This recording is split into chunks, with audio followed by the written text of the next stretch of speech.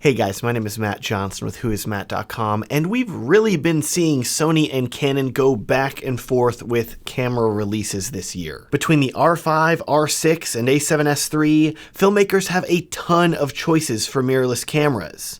But now, at the end of 2020, we're starting to see more competition forming in the cinema camera space between these two companies. Sony fired first on September 6th with a development announcement of the FX6, a little brother to their very popular FX9 full-frame cinema camera that released in 2019. Canon followed soon after on September 24th and took the wraps off the C70, their first RF mount cinema camera. Finally, on November 17th, Sony fully unveiled the FX6, which means that we finally know the specs and capabilities of these two cameras. Today I want to compare the C70 and FX6, talk about their video specs and capabilities, and tell you which one I would recommend you purchase if you're in the market for a cinema camera. Alright, starting off, the first thing you will notice that's different about these cameras is how they are built.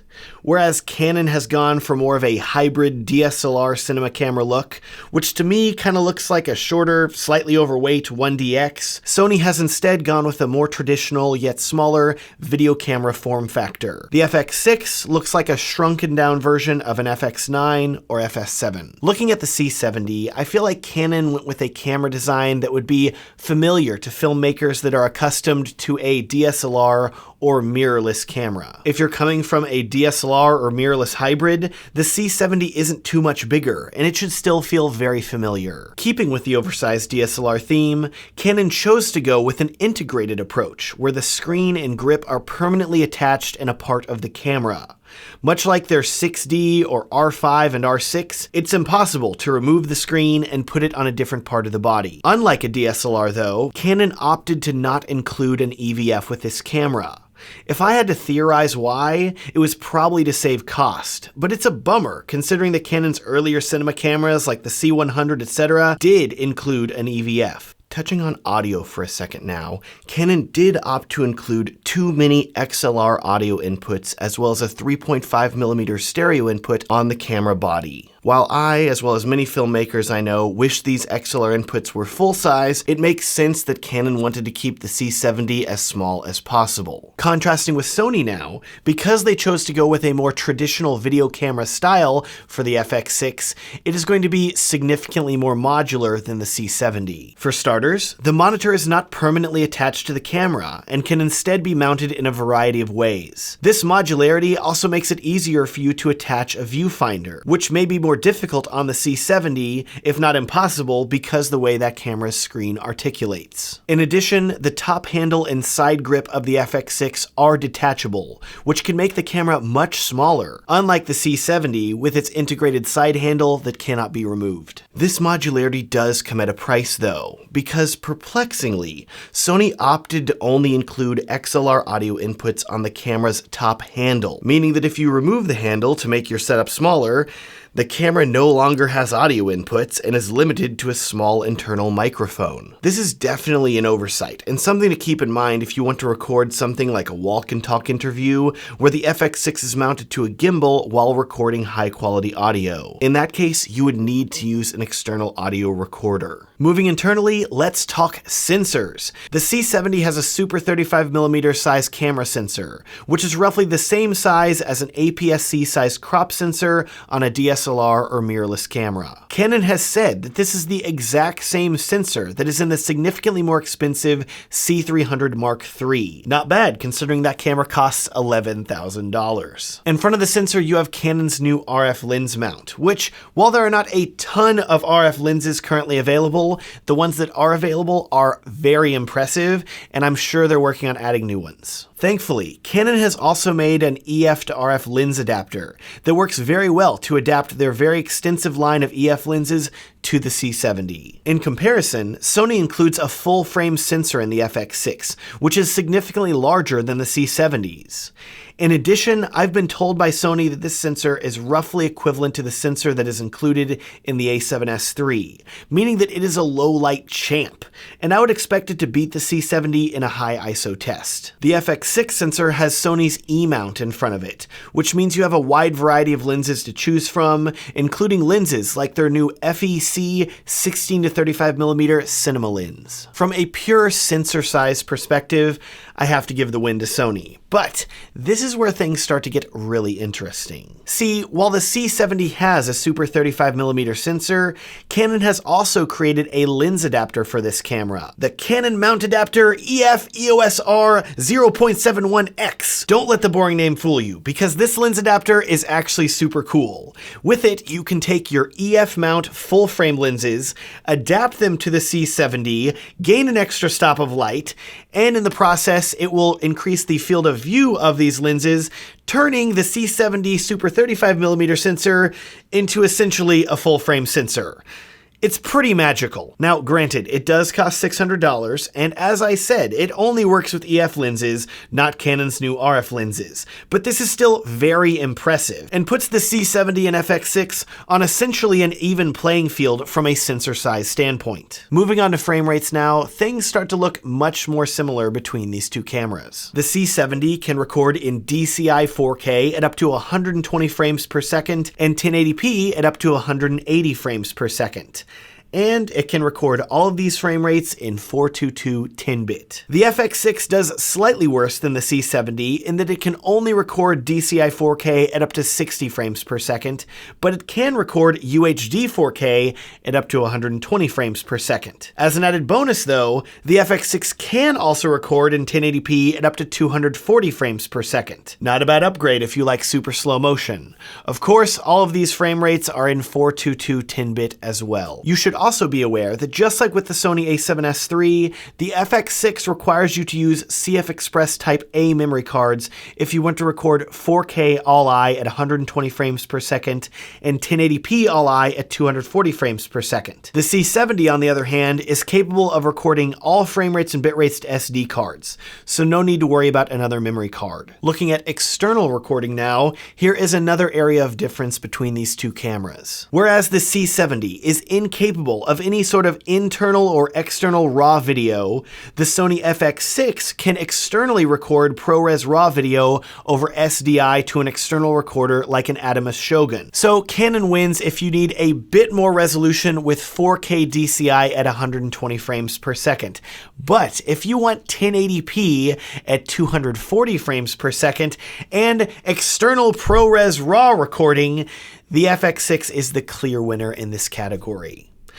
You want to talk about autofocus? Let's talk about autofocus. For a long time, Canon has led the pack with its legendary dual pixel autofocus system. And I have good news. The C70 includes dual pixel autofocus as well, so you can expect stellar autofocus performance with this camera. That said though, you should be aware, while the C70 will do face and head tracking, it does not support eye detect autofocus. So if you've been using the R5 and loving the eye detect AF, unfortunately, that isn't included with the C70. And as far as I'm aware, there's no animal eye detect autofocus either.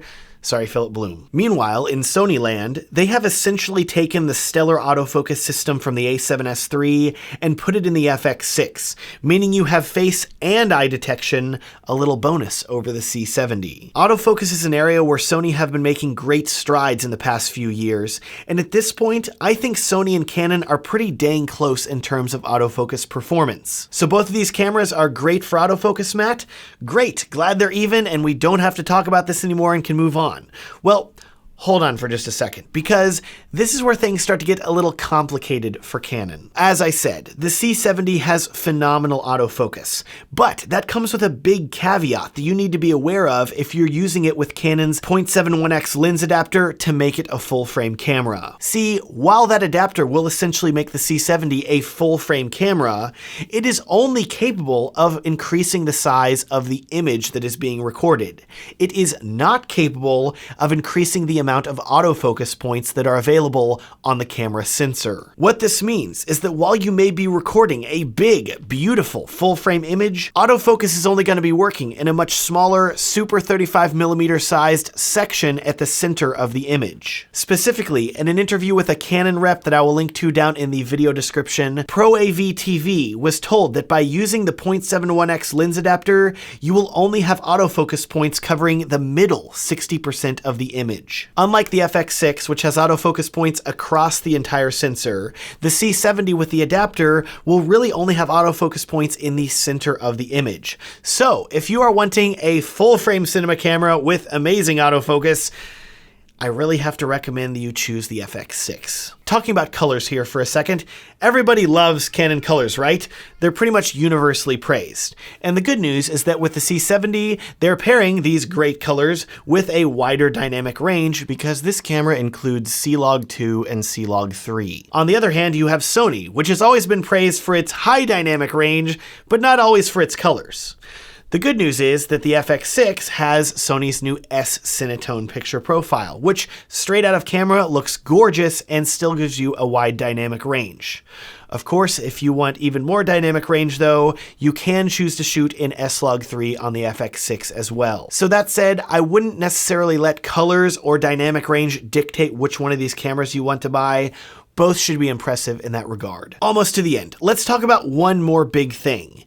ND filters. One of the main reasons that filmmakers invest in a cinema camera over a mirrorless is the added inclusion of ND filters, which makes shooting low f-stops even in the very bright sun easy. Impressively, even with its relatively small width, Canon has still managed to cram ND filters inside, which provide up to 10 stops of light reduction. In contrast though, with Sony, and if you've used any of their other cinema cameras, you know where this is going, the FX6 has what is known as an electronic variable ND filter, meaning that instead of multiple levels of glass that slide into place to provide different levels of darkening like the C70, the FX6 has one piece of glass that can dynamically change how dark it is, down to 7 stops of light reduction. This lets the FX6 do some really cool stuff, like automatically adjusting the level of ND filtration so your footage stays properly exposed without adjusting your shutter speed or aperture. Once you try it, you won't want to go back to a traditional ND filter. So while the C70 wins in pure light reduction performance with 10 stops versus 7 stops on the FX6, the electronic ND of the FX6 is arguably more compelling of a feature. Wrapping up, those are the major differences between these two cameras. Otherwise, they're pretty similar, with both capable of using larger batteries for enhanced battery life, both recording an unlimited amount of time, and both being covered by a zillion buttons. All this means is that the last thing that we really need to talk about is price. At $5,500, the C70 is more affordable than the FX6, which comes in at $6,000.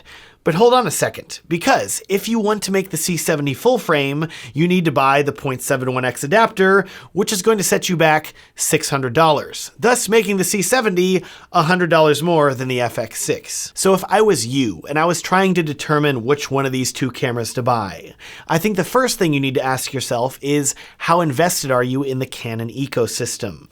Do you already own a lot of Canon lenses? Are you comfortable shooting with Canon cameras? Do you love Canon colors? In that case, it's a no-brainer. I would gladly choose the C70 because it looks like a fantastic camera that's going to serve you very well. But if you are not heavily invested in Canon, or if you are considering jumping ship to Sony, and you want a camera that's going to give you a more modular and traditional cinema camera design, if you want more frame rate options, if you want raw external recording, if you want stellar autofocus performance across an entire full-frame sensor, and if you want one of the coolest ND filters available in any camera today, in that case, the FX6 is the obvious choice and the one that I would wholeheartedly recommend. With that, thank you so much for watching this video comparison between the C70 and FX6. If you want to see more video comparisons in the future, please consider liking this video and subscribing. Also, do you happen to be a wedding filmmaker like me? In that case, you probably want to book more couples and film more weddings. To help you out with that, I've created a free guide that's going to walk you through some practical steps to book more couples and film more weddings. It's a completely free gift to you. You can download it at the link down in the video description. Thanks so much for watching and have a great day.